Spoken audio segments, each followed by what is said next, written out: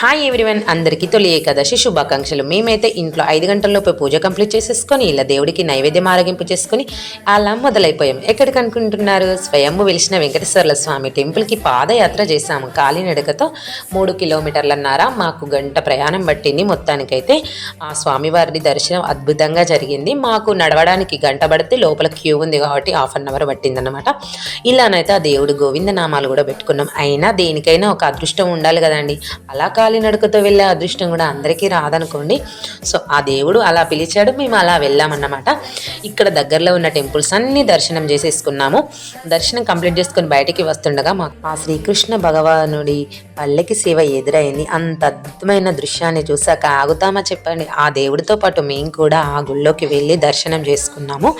ఇంకా సాయిబాబా టెంపుల్ కూడా దగ్గరలో ఉంటే అక్కడికి కూడా వెళ్ళాము. మొత్తానికైతే నా తొలి ఏకాదశిలో ఇలా పూజలు అయితే కంప్లీట్ చేసుకున్నాను. Thank you for watching.